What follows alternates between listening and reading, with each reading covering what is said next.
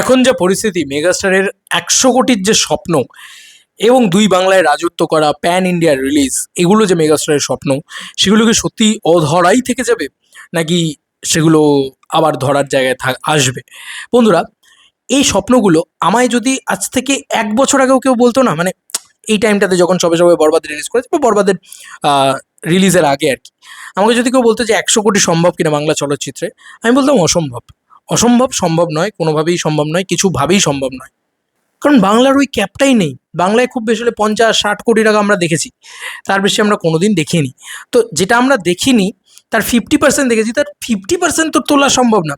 তো মেগাস্টারের এটা একটা স্বপ্ন যে ১০০ কোটি টাকা একদিন বক্স অফিস কালেকশন হবে বাংলা চলচ্চিত্রের, যেটা মেগাস্টার তাণ্ডবের সময় বলে যে ১০০ কোটি টাকা যখন বরবাদের যদি ১০০ কোটির কাছাকাছি যেতে পারে, তাহলে আমরা ডেফিনেটলি ১০০০ কোটিও মারবো একদিন। তো উনি আরও স্বপ্নটাকে বড় করে ফেলেন। এটাই উনি তো মেগাস্টার, উনি তো পৃথিবীর ভিতরে শ্রেষ্ঠ বাংলা চলচ্চিত্রের মেগাস্টার। তো একটা বড় রকম কি বলবো, ক্রেজ আছে ওনার, একটা বড় রকম উন্মাদনা আছে ওনাকে ঘিরে।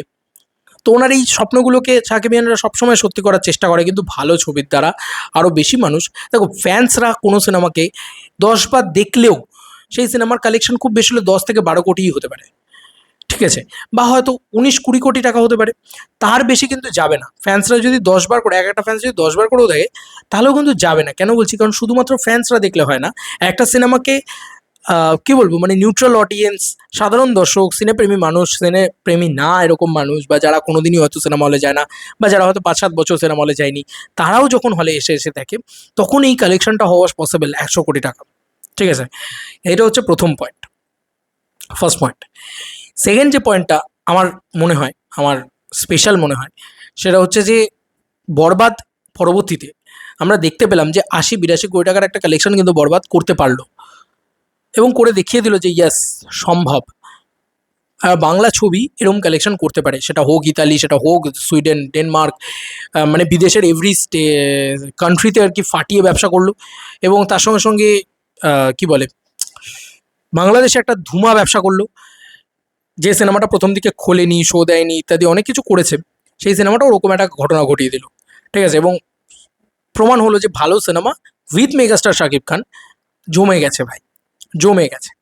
ঠিক আছে? এই কারণেই তো চললো বরবাদ। বরবাদ কিন্তু আমাদের হোপ দিল বা আশা দিল যে হ্যাঁ, ১০০ কোটি সম্ভব।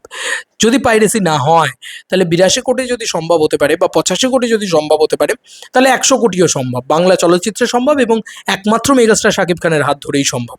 তো ইতিমধ্যে একটা সেন নিয়ে একটা পোস্ট দেখছিলাম, যে অনন্য মামুনকে নিয়ে, যে অনন্য মামুনের সাথে যদি ছবি করেন এখন মেগাস্টার, তাহলে ১০০ কোটি অধরাই থেকে যাবে চিরকাল। এবং যে সমস্ত পরিচালক প্রযোজকের সাথে শাকিব খান কাজ করছেন, তাতে ১০০ কোটি অধরাই থেকে যাবে। এই কথা কিন্তু উঠলো বা হলো এত বিগত কয়েকদিন। এবার দেখো, মেগাস্টার শাকিব খানের সাথে মেহেদী হাসান হৃদয়ের পরবর্তী ছবি আসছে। সেই সিনেমা ১০০ কোটি মারলেও মারতে পারে, অবিশ্বাস্য কিছু নয়। সেই সিনেমা এক্সট্রিম লেভেলে যাবে, এক্সট্রিম লেভেলে যাওয়া উচিত আমার মনে হয়। এক্সট্রিম লেভেলে যাওয়া উচিত, ভালো ছবি বানানো উচিত।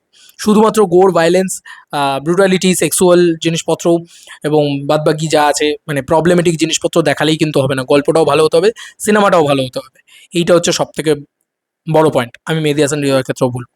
ছবি যদি পাইরেসি না হয় মেগাস্টারকে নিয়ে, মেহেদী হাসান হৃদয়, তাহলে ছবি কিন্তু ১০০ কোটি যেতে পারে। দেখো, প্রত্যেকটা জায়গায় মানুষকে কেউ না কেউ আটকাবে, কিন্তু এবছরে শাকিব খানের রকস্টার হোক, সোলজার হোক, বা বাদবাকি যদি শের আসে, শের, আরও যদি এই এতগুলো ছবি যদি আসে, আমার মনে হয় না কোনো ছবির ভিতরে সেই পোটেনশিয়াল আছে ১০০ কোটি টাকার বক্স অফিস কালেকশন হওয়ার। ঠিক আছে? এবারে আসি প্যান ইন্ডিয়া রিলিজের কথায়। প্যান ইন্ডিয়া রিলিজ তো একটা মিথ, যেটা অনন্য মামুন করেছে, যেটা খুবই ভুলভাল কাণ্ড কারখানা করেছে আর কি। তো সেটা করা সম্ভব, প্যান ইন্ডিয়া রিলিজ করা বড় কথা নয়, এবং একই দিনে সম্ভব।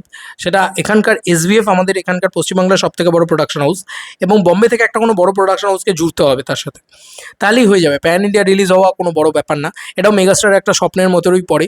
সে কারণেই বলছি, কারণ মেগাস্টার এত সুন্দর করে ইন্ডিয়াতে শুটিং করেন এখন, খুবই কি বলবো, খুবই ওয়েল টিম নিয়ে, ওয়েল ক্রাফটেড টিম নিয়ে কাজ করেন উনি, এবং এখানকার সব টপ টিম নিয়ে কাজ হয়। তো সেখানে দাঁড়িয়ে প্যান ইন্ডিয়া ব্যাপারটা বড় কোনো ব্যাপার না, ফ্যাক্টর না। এবং যৌথ বাংলা রিলিজ একসাথে সুন্দরভাবে করা, এটা এটা পসিবল, এটা এটা নিয়ে বড় কোনো বিষয় না, এটা হয়ে যাবে। এটা হয়ে গেছেও আগে। ইভেন বাদবাকি যে ছবি নবাবই বোধহয়, নবাব বোধহয় দুই বাংলায় একসাথে রিলিজ করেছিল, এরকম হয়েছে। মেগাস্টারের নাকাব বোধহয় দুই বাংলায় একসাথে রিলিজ করেছিল, এটা পসিবল, এটা কোনো বড় ফ্যাক্টর না। কিন্তু 100 কোটি টাকার বক্স অফিস কালেকশন যদি করতে হয়, তাহলে চান্স আছে মেহেদী হাসান হৃদয়ের ছবিটার, যদি পাইরেসি না হয়, যদি খুব ভালো গল্প হয়, যদি বরবাদের থেকেও বেটার হয় এবং একটু বরবাদের থেকে বাইরে বেরিয়ে হয়, মানে এক জিনিস তো, মানে অ্যানিমালকে দেখেই যদি 4টে ছবি বানানো হয় তাহলে মুশকিল।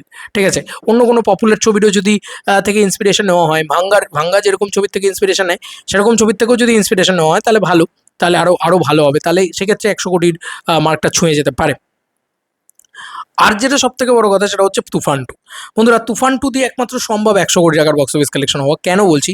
কারণ চান্স আছে তুফান 2 আসার নেক্সট ইয়ার, যেটা আমি বলেওছি। অনেকে বলছে তোমার কোনো সোর্স নেই শাকিব খানের। সিরিয়াসলি আমার কোনো সোর্স নেই শাকিব খানের। আমাকে সেই কথা এমন একজনই বলেছে যার খুব সোর্স আছে শাকিব খানের, এবং তিনি খুবই ওয়েল পপুলার। আমি নামটা নিতে চাইছি না, সেই ভিডিওতে নিইনি যখন, এই ভিডিওতেও নিলাম না। তবে কেন বলছি তুফান 2 এর ভিতরে, কারণ মানে বাংলাদেশে না খুব একটা পার্ট 2 ছবি আসেনি, ঠিক আছে, এবং কন্টিনিউয়েশন গল্পও হয়নি। তো যখন হবে না, তার একটা অদ্ভুত ক্রেজ আছে। মানে তুমি দেখো, ধুরন্ধরের পরে ধুরন্ধর 2, পুষ্পার পরে পুষ্পা 2, কেজিএফের পরে কেজিএফ 2। তো এই 2গুলো যখন আসে, তখন পার্ট 1-এর থেকে জেনারেলি ব্যবসা ভালোই করে।